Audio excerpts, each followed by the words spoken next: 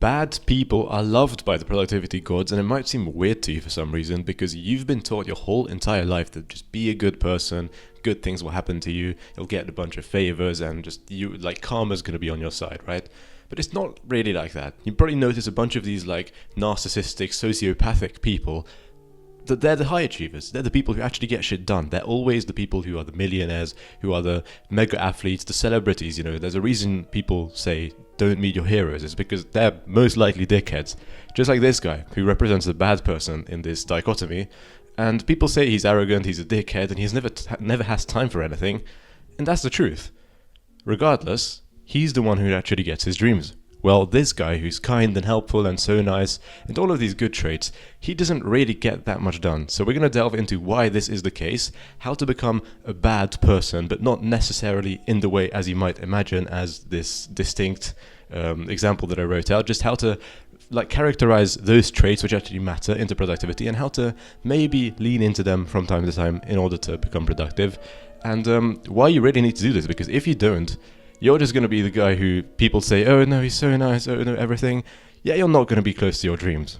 And I mean, that's not really what you want here, is it? You don't really want people's momentary validation and then you're back to the life that you always had where you don't really get anything done. You scroll on TikTok, you doom scroll, you fuck your mental health up and all of these negative things. So stick around if you want to learn how to become super fucking productive. One of the typical characteristics of bad people is that they don't really give a fuck about you in the sense that they guard their time especially. One of the main characteristics of bad people in this sense is that they really guard their time. They really don't care about you when it comes to giving you their time. And that can be seen by this example where these people actually say the N-word a lot, which is no. They don't really want to go to the social gathering, and they're not going to do it out of a nicety. They're not going to do it because it's traditional or anything like that. Well, this guy, he's like, wherever he's needed, wherever he can help, right? That's his mindset. He says, yes, take my time. I'm not saying you have to go to any place. I'm not saying you don't have to go to like every single place you're invited to.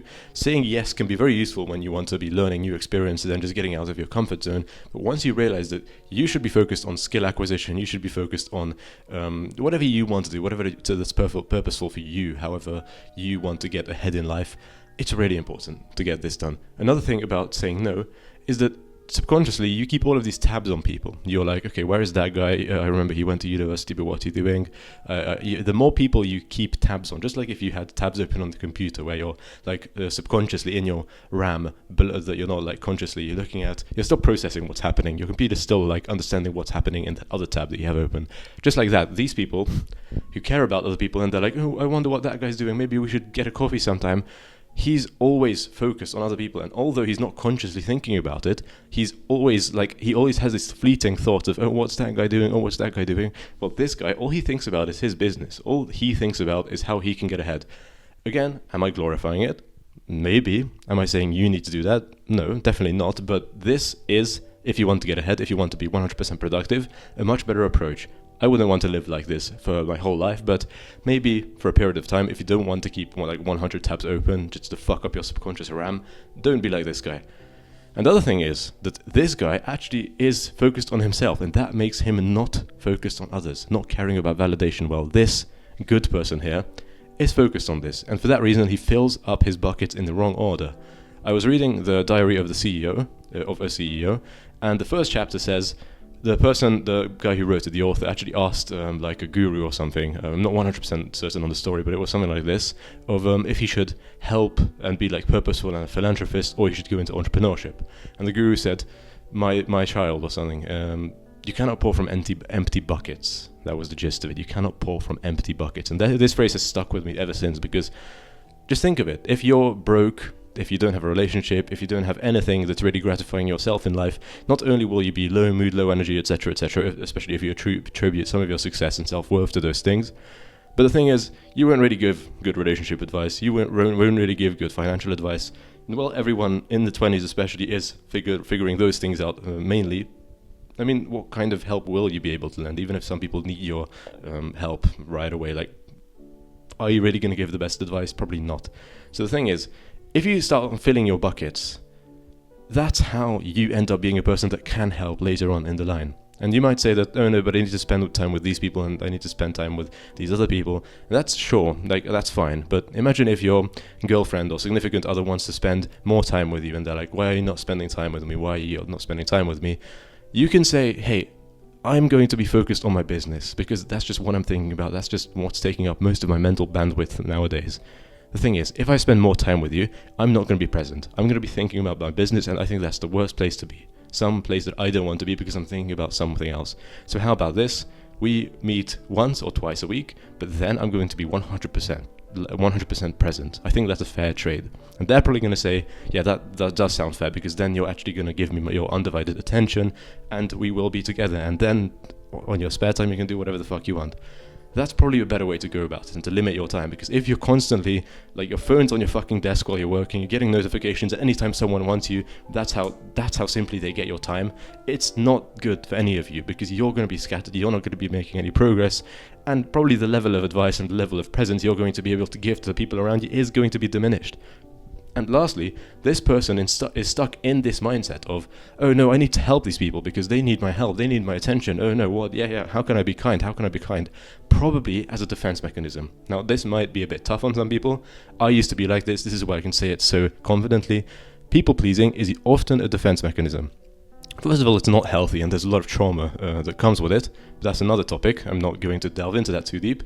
But the thing is, these people use people-pleasing as a tendency to be part of the group because they have a bad experience in the past, maybe of not being a part of the group, being exiled, or just being an outsider, and they're like, yeah, how can I be of service, right? That's our mentality. That's our mentality as people-pleasers.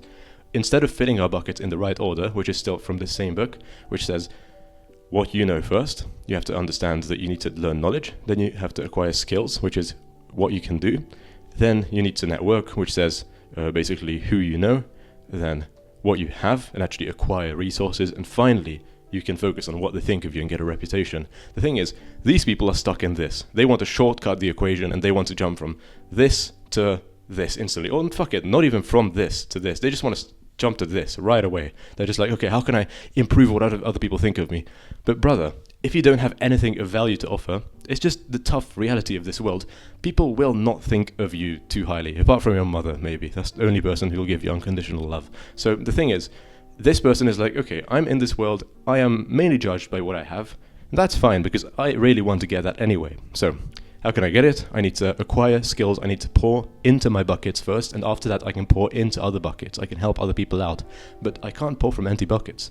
So I better focus on knowledge, skills, network, resources, and then reputation. By the way, if you struggle with this, not necessarily wasting time on other people, but just wasting time in general, because I think we all do, essentially. I made a video on this. My previous video on the channel is going to be about how to not fuck around and not waste your time. I'm going to leave a link, and like a pop-up card on screen should pop up right about now, on how to actually like save your time and get like 2 hours extra every single day. Okay, now you know that you need to focus on yourself to an extent. You can't really go around filling other people's buckets, giving them your time, giving them your attention, and trying to help them, because even if that is your priority, you won't get too far if you haven't filled your buckets first. But the thing is, these people are not only very, very good at being productive because they don't give a fuck about saying no to people and guarding their time, they also just flat out don't care about other people's judgment, and that's the second point. People like this guy, who are characterized by these traits such as selfish, neurotic, not agreeable, unlike this guy, these people, these bad people, right, they are fucking good at not caring, and that gives them a huge advantage, especially when it comes to being productive and beating procrastination. I just made a very quick course on this. By the way, you can literally get it in the description for 50% off. I go over all of the 5 reasons that cause procrastination. If you don't want to get it, that's fine also. Just thought I'd mention it really quickly. We're going to be talking about fear, which is one of the main reasons what cause procrastination, because it's very, very important to talk about it, because these bad people who don't give a fuck about anyone's judgment, essentially, these people have no problem beating fear, because if you actually understand how deep this goes and how many of us fear things we're not even aware of, such as most often it's other people's judgment, spoiler alert, if we can get over that, we will pull the trigger on our dreams in one day. Every single time we procrastinate, and it's because of fear, it's because of fear of judgment. It's because we think, oh shit, this person will laugh at me if I publish this video. Oh shit, this person won't be proud of me if I don't make this move. Oh shit, this person won't think I'm kind if I don't help them. It's always some sort of other people's judgment. We always live for other people. And when this person realizes that even if they live for other people, they usually realize that that's not the best tactic, because now I can fuck up, and later when I've built myself up, I won't fuck up anymore, because the only way to acquire skills is to try. Is to give it your all, is to try your best. And even if you do fuck up, you'll get better.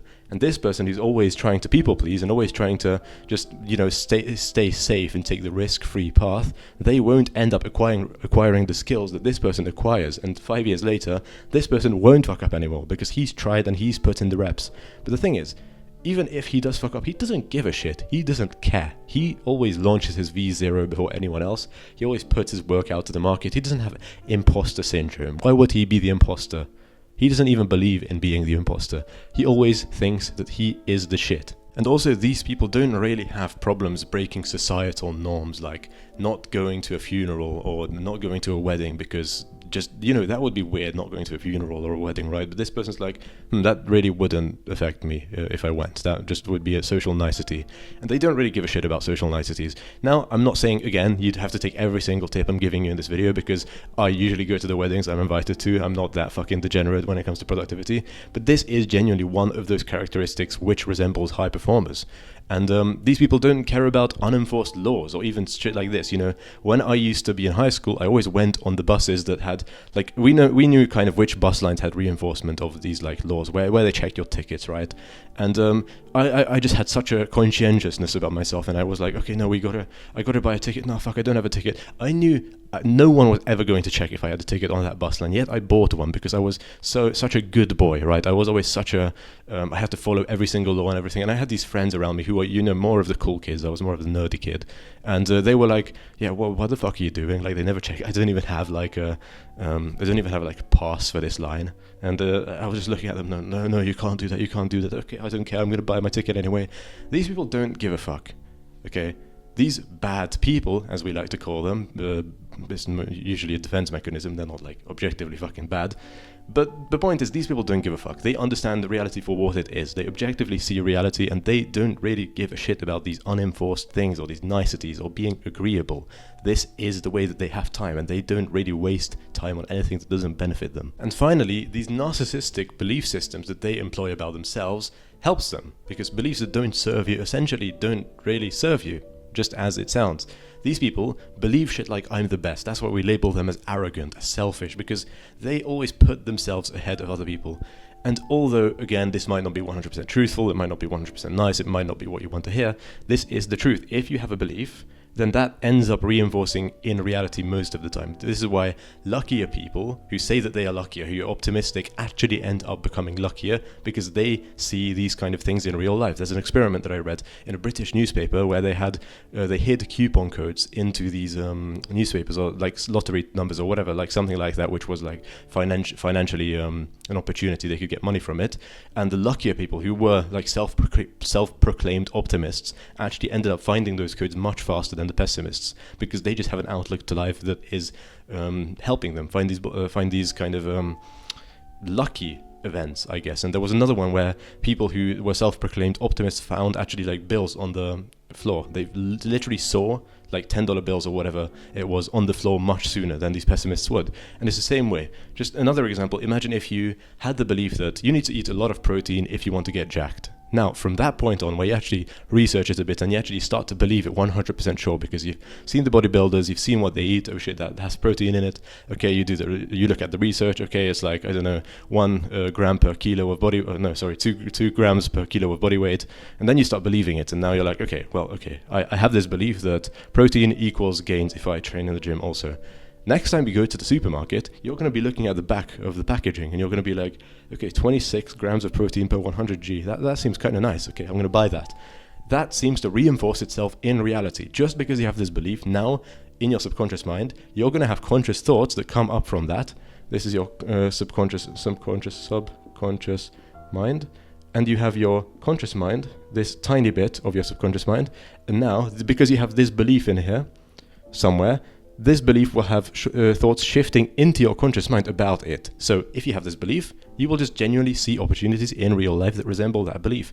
if this person thinks I'm the best, even if it's not objectively the truth, he will start to see things in reality which reaffirm it. He will start to see things like, oh shit, I did perform much better than these people. And even if he didn't, he was like, oh shit, I performed the best compared to my last result, better than these people. So I made the most improvement compared to these people, even though like there's many statistics around, and maybe he has 6 traits,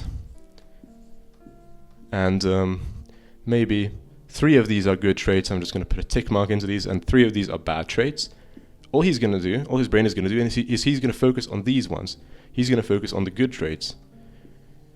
Again, that's not delusion, because all you're doing is noticing that you have all of these, but you're just going to put your conscious attention onto the good traits, and that's going to reaffirm in your reality that you are like a good person, or you're at least like skilled, or whatever your belief is about, right? And that is going to put you in like a positive frequency, into a positive frame of mind where you make better decisions.